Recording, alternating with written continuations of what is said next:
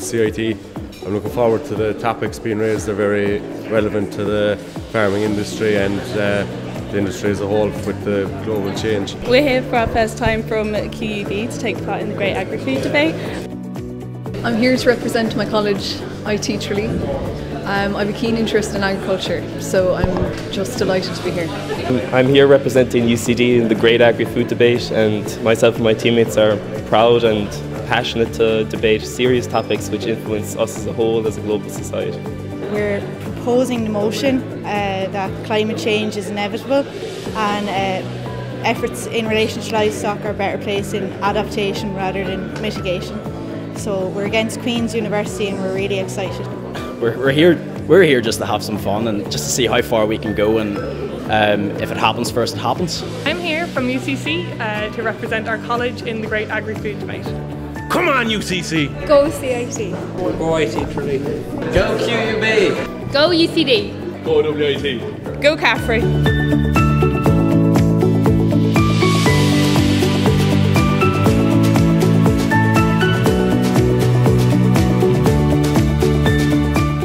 Three things in life are inevitable: death, taxes, and Kerry winning the Samoa more than anything else.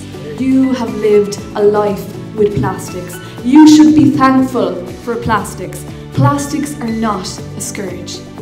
They are a blessing. If current trends continue, by 2050, there will be more plastic in our oceans than fish.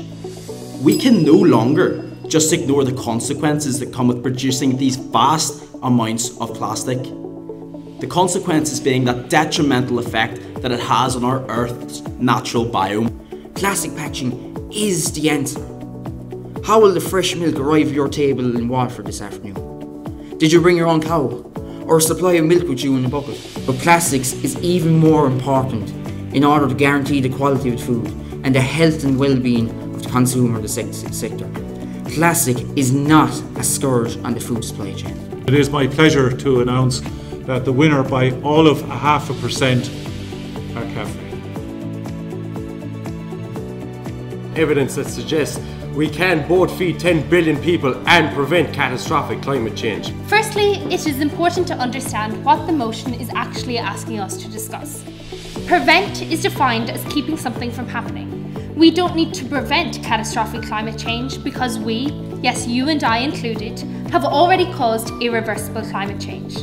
The Intergovernmental Panel on Climate Change, or IPCC, stated, "There is alarming evidence that important tipping points leading to irreversible changes in major ecosystems and the planetary climate may have already been reached or passed."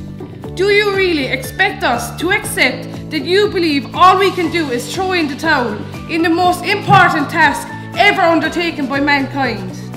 Climate change is happening, but we can and we will manage it. We have to. The winning team by a split decision was UCD. Livestock farming is responsible for 14.5% of greenhouse emissions, and if we were to cut them even by a small bit, we would reduce the rate of climate change and actually have massive consequences on reducing our need for adaptation. We as farmers had to produce milk and meat from animals which experienced drought conditions. We did not stop to mitigate. We adapted, and we adapted quickly. Livestock farmers across the country are concerned of the future of farming in these conditions. I myself would be willing to do anything I could right now to stop or prevent our vulnerability as livestock farmers to climate variability. Implementing mitigation strategies would not overthrow the livestock farming industry. Implementing mitigation strategies would make livestock farming more efficient. But of course there can only be one winner, and on this occasion it gives me great pleasure to announce the winner of this quarter-final as WIT. Yeah, we were here this morning. It was very good, very controversial, very interesting. Yeah, we learned a lot. Yeah. I think it's been very good debates so far, some very topical issues discussed, and hopefully we'll hear some more later on. I think the debates are great and they're very topical issues and very important.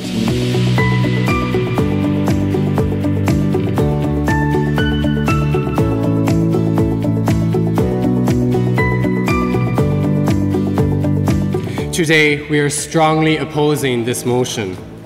Phil Hogan, the European Commissioner for Agriculture, stated recently in relation to climate change that farmers are not the problem, farmers are the solution.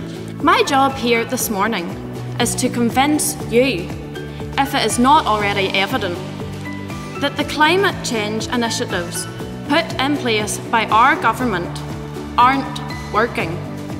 And now all eyes turn to our farming community in an attempt to seek blame. Why should farming in Ireland be scaled back to meet climate change commitments when the remaining sectors are responsible for 66% of total emissions?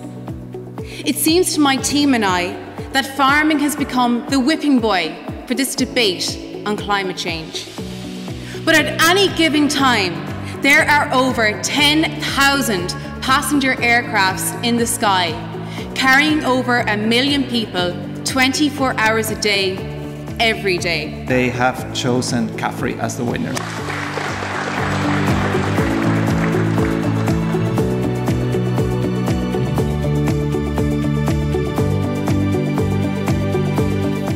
Now, how can the opposition suggest that we turn our backs on our farmers, offering them no support and guidance on how to tackle these environmental issues, and expect all of these complicated global goals to honestly be met?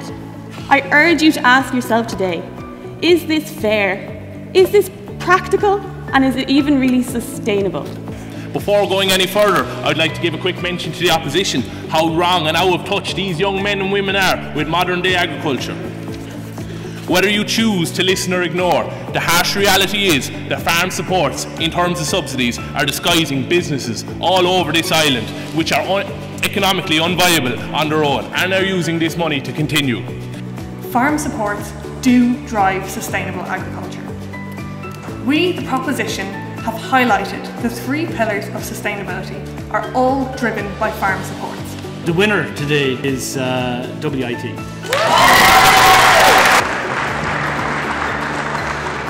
The opposition are trying to persuade you with their warfare whispers, facts and statistics that vegan lifestyles are healthier for your body and contribute only positively in your diet. Vegan diets do not suffice a well-balanced diet. No vegan diet can give you sufficient B12, a key vitamin to develop the nervous system and produce red blood cells. Shane, you mentioned how machinery to harvest feed is bad and uses lots of fuel. But how do you feed your livestock? I'm sure you use some form of machinery. I might have to take you up on the offer to visit Mayo.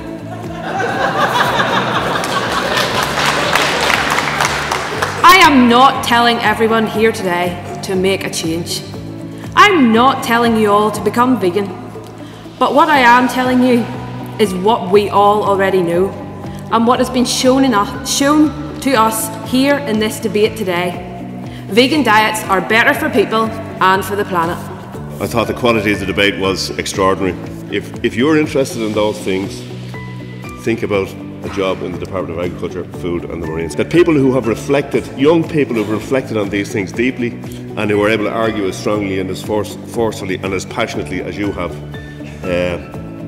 our door will be open to you. So please think about that for the future. The winning team today of the 2019 Great Agri-Food Debate is WIT.